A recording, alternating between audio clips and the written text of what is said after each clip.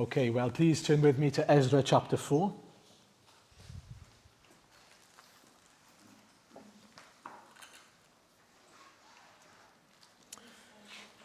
And I'm going to, if you need a Bible, there are Bibles there on the left-hand side, or on your right-hand side. I'm going to read the whole chapter.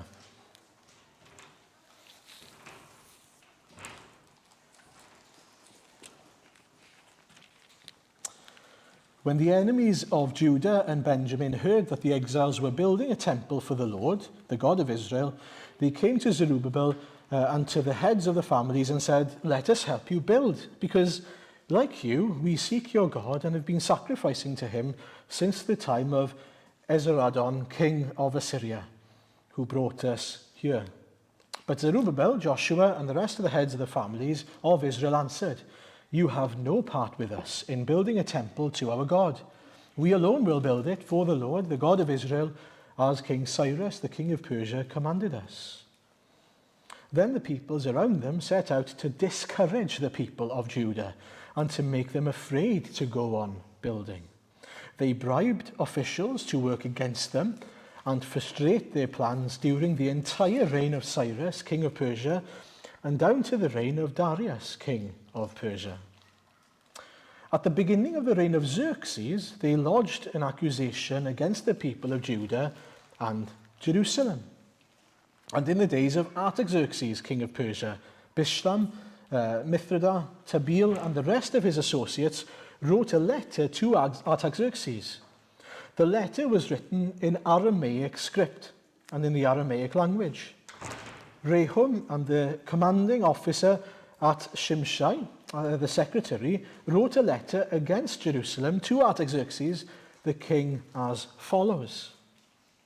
Rehum, the commanding officer, and Shimshai, the secretary, together with the rest of their associates, the judges, officials, and administrators over the people from Persia, Uruk, and Babylon, the Elamites of Susa, and the other people whom the great and honourable someone deported and settled in the city of Samaria and elsewhere in the Trans-Euphrates. This is a copy of the letter they sent him to King Artaxerxes. "From your servants in Trans-Euphrates, the king should know that the people who came up to us from you have gone to Jerusalem and are rebuilding that rebellious and wicked city. They are restoring the walls and repairing the foundations. Furthermore, the king should know that if this city is built and its walls are restored, no more taxes, tribute, or duty will be paid, and eventually the royal revenues will suffer. Now, since we are under obligation to the palace, and it is not proper for us to see the king dishonoured, we are sending this message to inform the king, so that a search may be made in the archives of your predecessors. In these records, you will find that this city is a rebellious city, troublesome to kings and provinces, a place with a long history of sedition.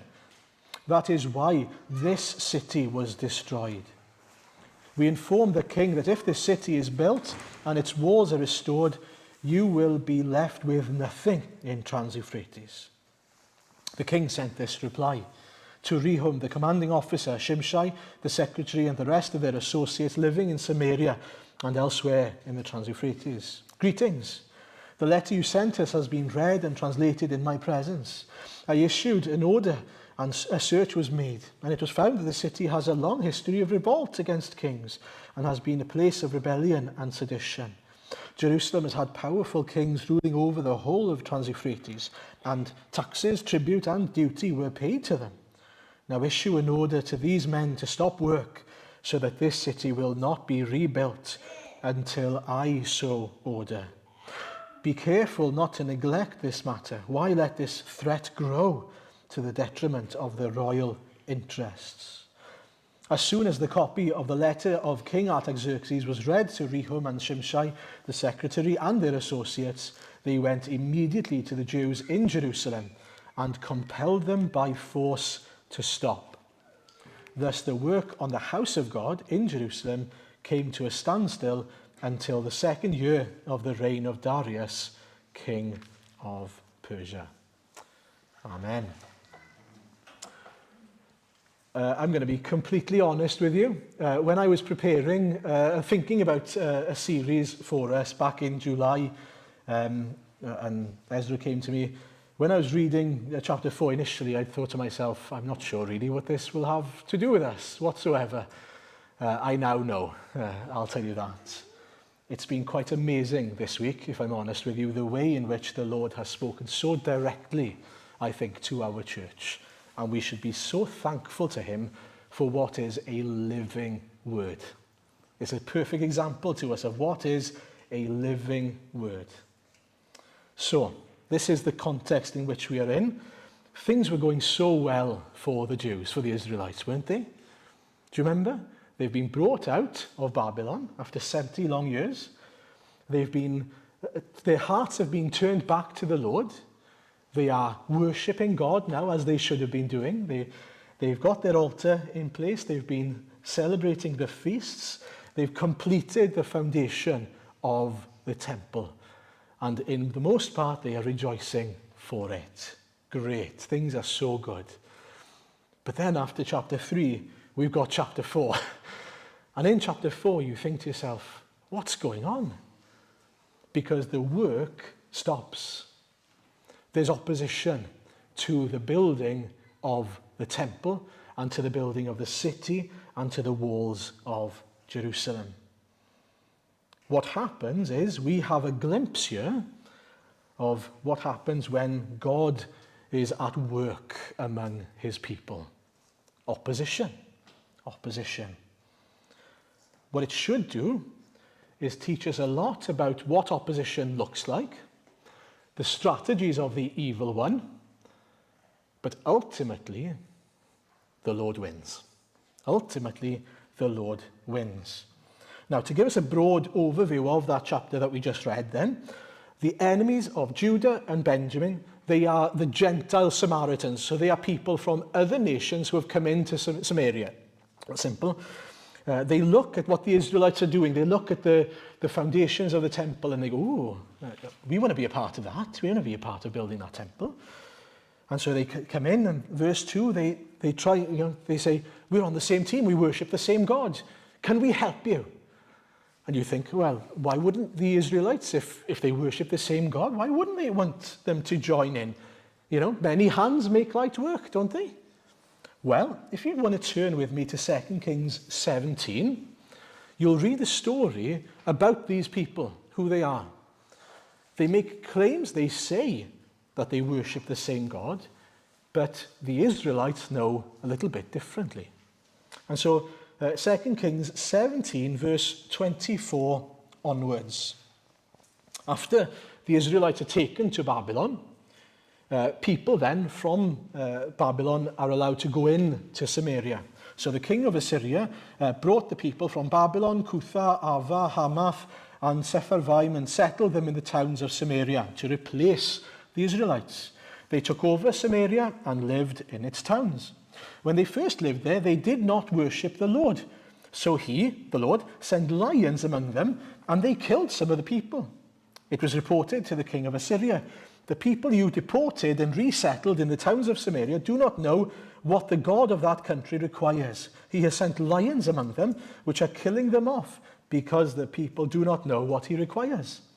Then the king of Assyria gave this order: have one of the priests you took captive from Samaria go back to live there and teach the people what the God of the land requires. So one of the priests who had been exiled from Samaria came to live in Bethel and taught them how to worship the Lord.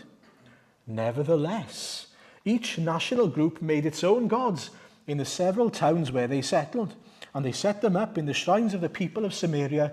The people of Samaria had made at the high places. The people from Babylon made Succoth-Benoth, those from Cutha made Nergal, and those from Hamath made Ashima. The Avites made Nibhaz and Tartag, and the Sepharvites burned their children in the fire as sacrifices to Adramelech and Anamelech, the gods of Sepharvaim. They worshipped the Lord, but they also appointed all sorts of their own people to officiate for them as priests in the shrines at the high places. They worshipped the Lord, but they also served their own gods in accordance with the customs of the nations from which they had been brought. I hope we can see the problem. What we learn there is that the people of Samaria now were saying, we worship your God, but really they were worshipping all sorts of gods. And the Israelites, as they're looking at them, they go, no, hang on. We've just had a 70-year-long lesson about this. God doesn't want us worshipping other gods. He is a jealous God, and he wants us worshipping him and him alone. We're not going to make that mistake again. And so they say, sorry, but no thank you. We don't want anything to do with you. We will carry on building as the Lord has commanded us. We are God's people and we worship him alone. They could have seen it as a real help to them. Wow, extra pair of hands, speed up the work. But they knew that the Lord wouldn't be pleased with it. And so they had to separate themselves from it. But you notice what happens because of that in the story? The Gentile Samaritans respond by saying, okay then, if we can't join you, we are going to frustrate you and we're going to try our best to stop you. If we can't be your friends, we're going to be your enemies. They were enemies in the first place. And so they have a different tact now. Plan B is to discourage, spoil, and stop the work. And they're persistent, aren't they? We learn at the beginning of the chapter there that they bribe, they cheat, they lie, they accuse. They go to the officials, they do whatever they can do to frustrate and discourage the work of building the temple. Not just from the reign of Cyrus we hear, but even to the reign of the next king, King Darius. In fact, the last verse of the chapter says that the work stopped until the second year of the reign of King Darius, around 15 years. Now, just in case it's a bit confusing to us, in this chapter, verses 1 to 5 is sort of the current history. Verse 6 to 23 is really an interlude. It's as if Ezra is saying, and while we're talking about opposition, this also happened. But you'll notice that it happens under Xerxes and Artaxerxes, two of the later kings that came. So it's a bit confusing, but that's sort of like, by the way, this wasn't the only time that there was opposition. In fact, when it came to the third and the fourth king, there was also more opposition. That's what that means. And that's what happened. We've got that story until verse 23. And then he ties it all back to the current history with verse 24. I appreciate it's a little bit perhaps unconventional, but that's what we've got here. And so in the interlude, if you like, from verse 6 to 23, you've got the story of during the reign of another two kings, Xerxes and Artaxerxes, the way in which they were also opposed. In other words, Ezra saying, look, by the way, this wasn't a one-off. This happened many times. Over the span of approximately 100 years, there was opposition to not only the building of the temple, which is the first 5 verses, but then the building of the city and the walls as well. In other words, through the whole time that they were building, there was opposition. Every step of the way there was opposition. And so that's the gist for us of the chapter. And you'll notice, even in the later times with Artaxerxes as king, for example, how did they go about doing it? What was the opposition? Lying, bribery, accusations, exaggerations, cheating, any means necessary in order to stop the work. Okay? And so that's the context, that's the story for us. The question is, how does the Lord speak to us today? Well, firstly, the first point I've got for us is the good guys, in this context, the people of God, sort of don't win every battle. Now, I'll come back to the sort of at the end. But what I mean by that is, in this life, and at the end of the day, at the end of every court case, at the end of every war, at the end of every ruling, we cannot say justice has been done in this world. There are times where Satan lands a blow. He succeeds in part of his plan to hinder part of the work of God. That's why there's a sort of there. People get away with things. Evil is done in this world. Things happen in these days where people cheat, they lie, they exaggerate, they accuse, and they get away with it. Don't they? I don't think I'm saying something that's untrue. It is truth. And so that is how the fallen world works, to a degree. Okay? And that also has an effect even on the chosen people of God. We see it here. There is clear opposition. Now, the Israelites had great intentions, didn't they? They had hearts that were now turned towards God. They were worshipping him truly. They were serving him truly. They were building a temple as they'd been instructed. They were living in obedience. And yet there was opposition. And yet there was a battle. They found themselves, despite being in this great place, hindered by what was going on around them. And it wasn't a one-off, as I said. And so it's interesting how the enemy initially comes in under the guise of friendship, isn't it? Oh, can we join in? Can we join in helping you build the temple? We want to be a part of the work, they say. We worship the same God, they say. What would have happened had they been brought in and allowed to work with them in building the temple?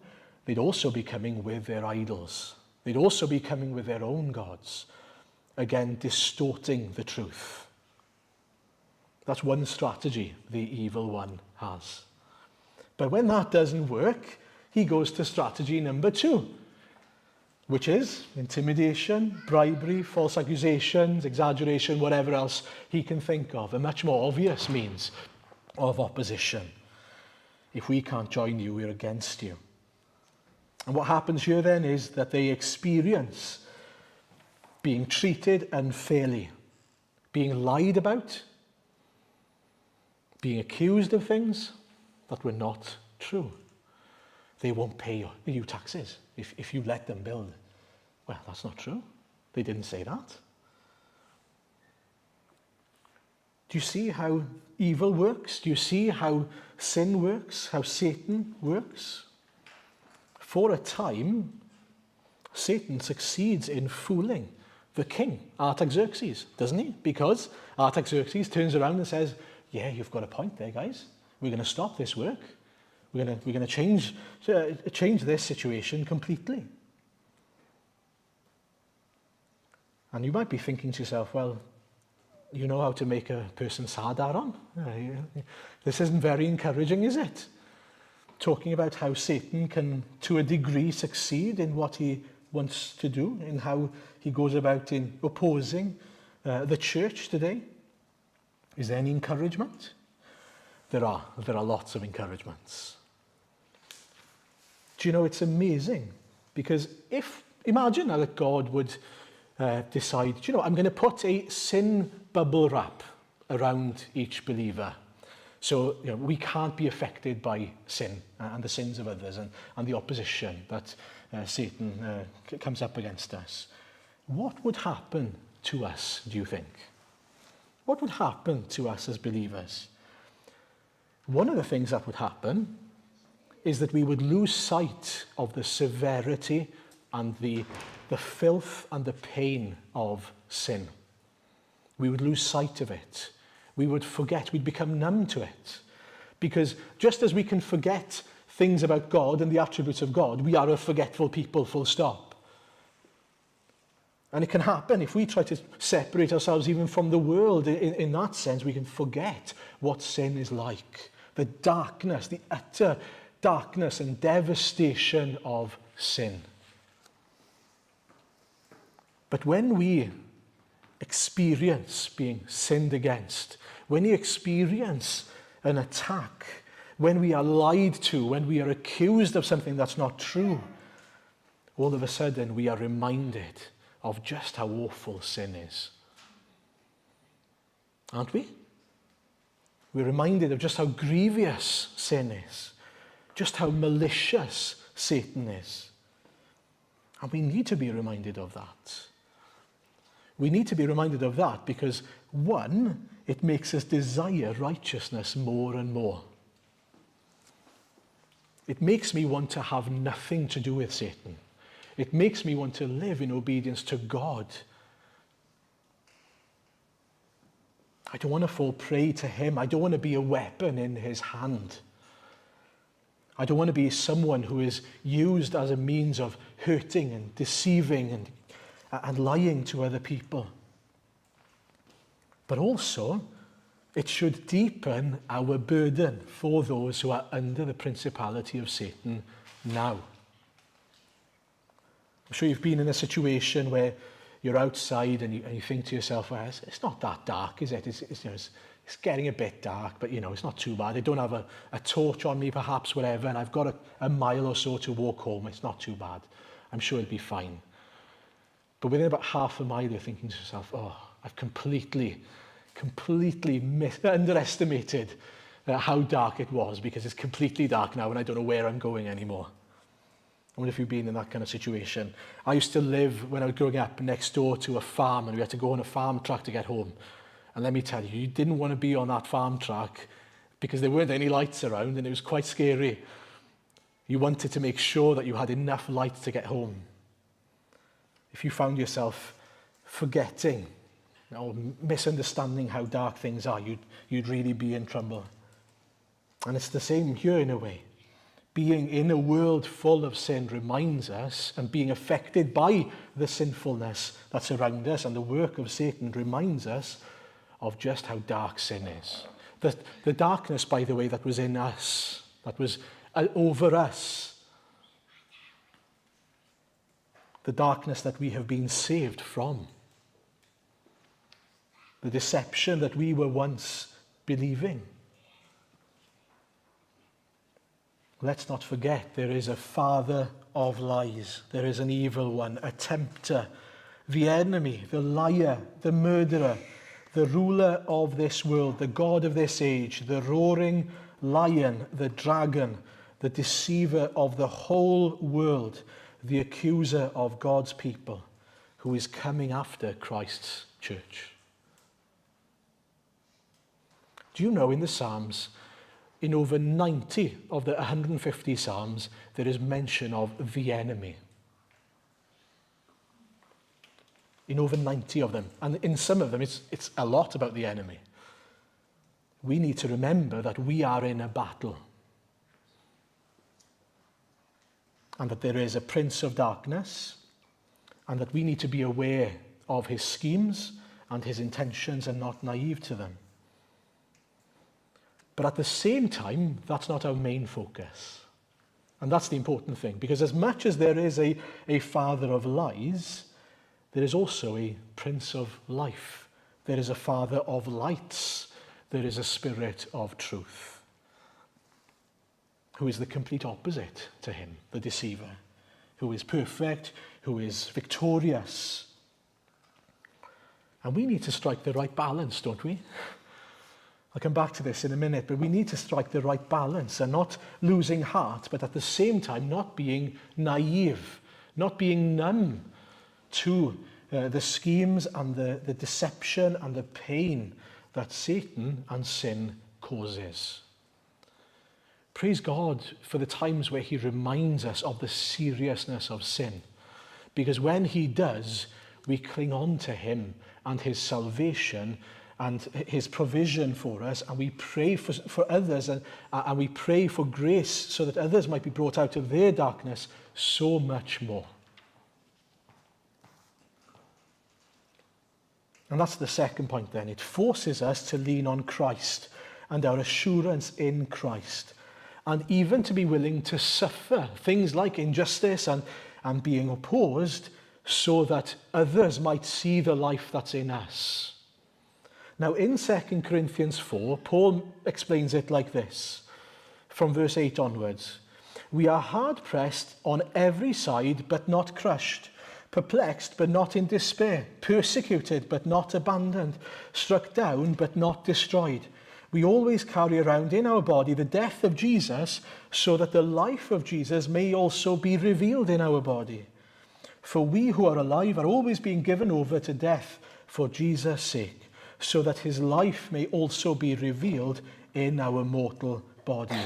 So then death is at work in us, but life is at work in you. Now what does he say here? What he says is, as we suffer, a death-like suffering, Paul is saying even, the life of Christ, the hope of our salvation, is revealed through our suffering. In other words, when Christians suffer, but they still have the joy and the salvation, the joy of their salvation, the assurance of their salvation, when they still preach Christ, when they are hard pressed and persecuted in all sorts of ways, people will see the life of Christ in them. When they see that even though they are put in a corner by Satan, they're still rejoicing in the Lord. Even with all the sin and suffering around us, when people see our assurance, when people see the Lord Jesus and the hope of Christ in us, it will be revealed to them. And our prayer then is, as people see us rejoicing in the Lord despite suffering, despite the opposition of the devil, Lord, reveal your life to them. Reveal our hope to them.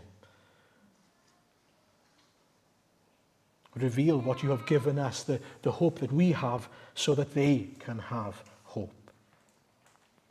And also, it moves us to groan and to eagerly wait.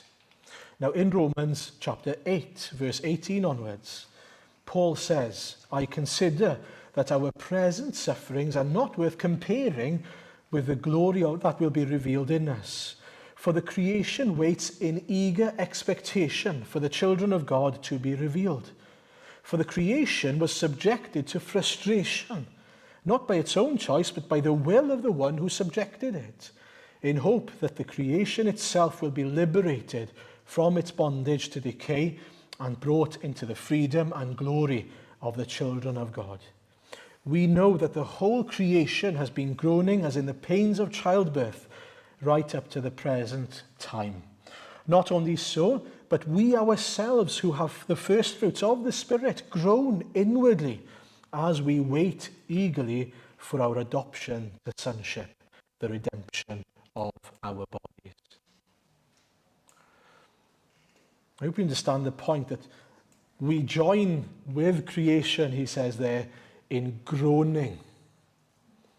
In groaning, but also in being eager, because as we suffer now, as the church is being built now, but we're still waiting in this period of time where sin still, sort of the principality is still the principality of Satan on this earth, there is that groaning, that kind of pains of childbirth, you died of Christ, in a perfect world, in a perfect heaven.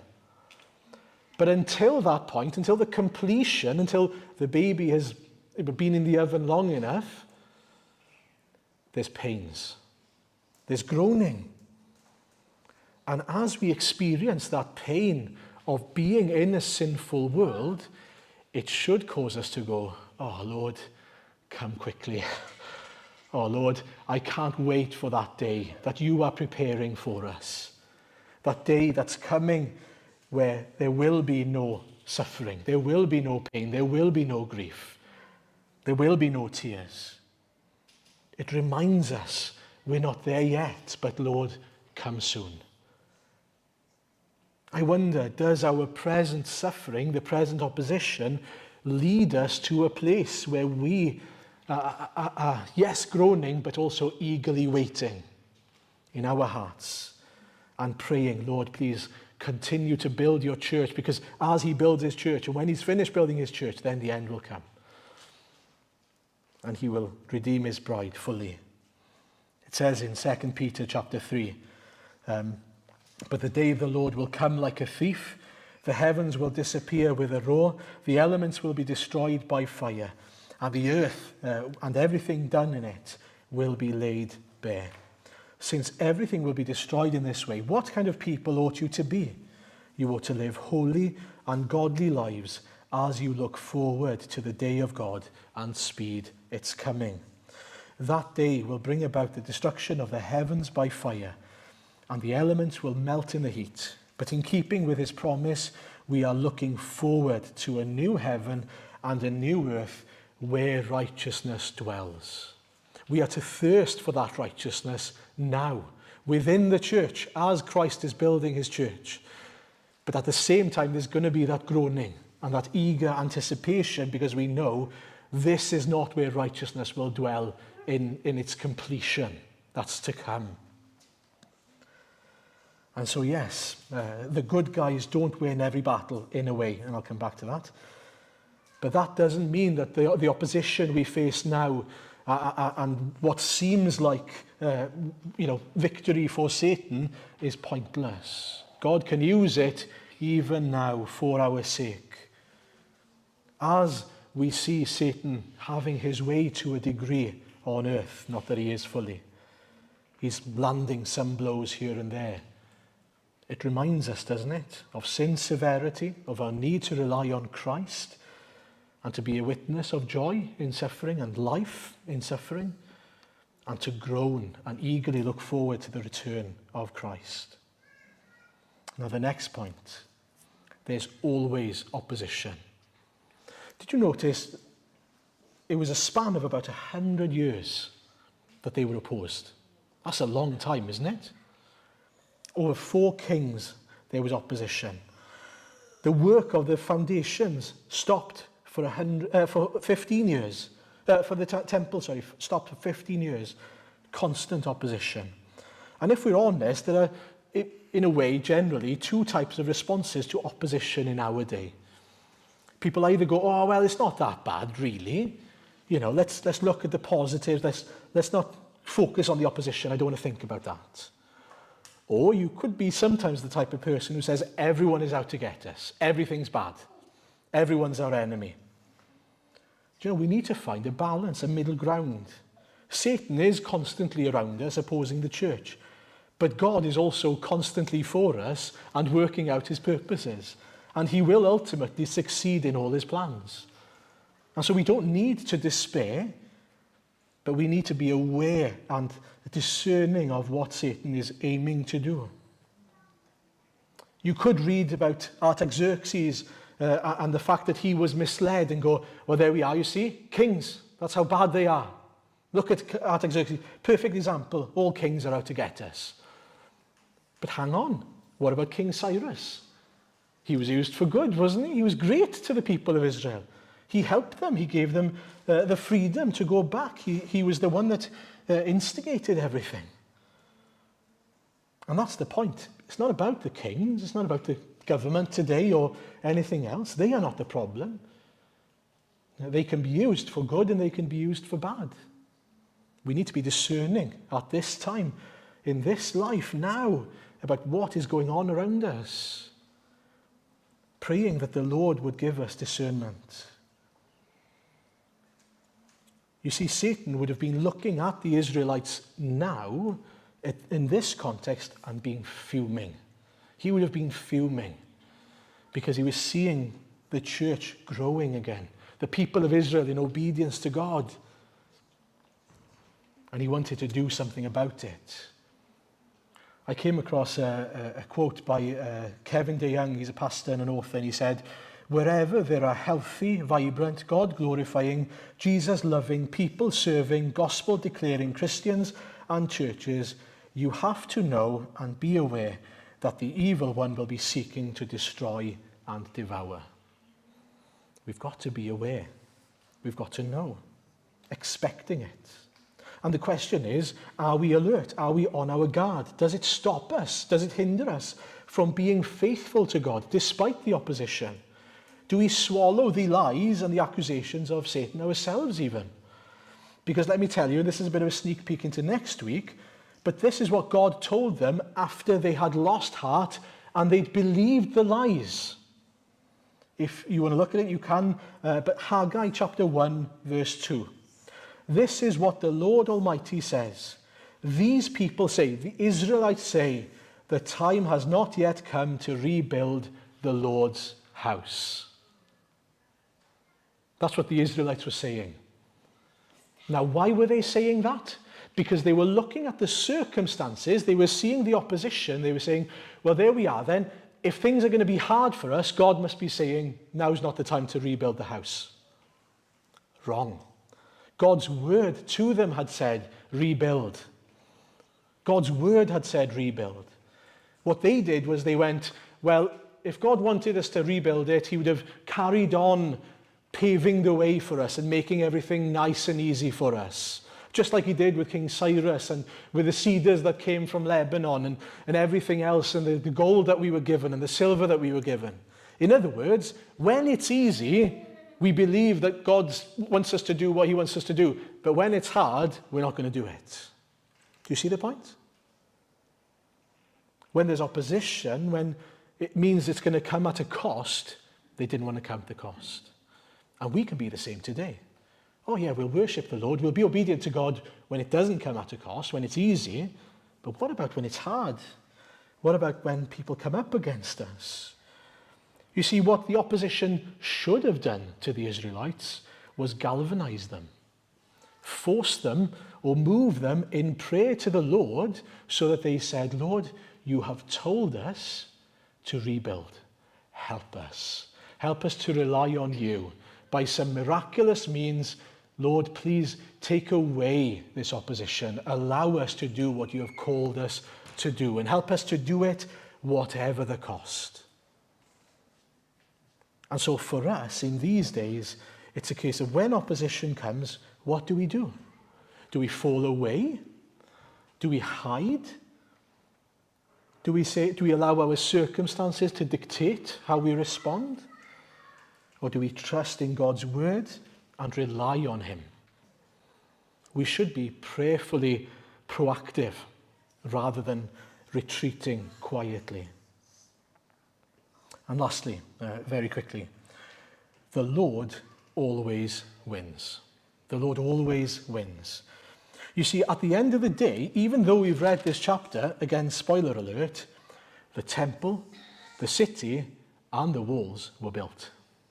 God's purposes were fulfilled. And it's the case every single time. He never fails. God, throughout history, has never failed to accomplish his purposes. And that's the great comfort, isn't it, of God's people today? For us, we know that Satan is putting up a losing fight, a losing battle.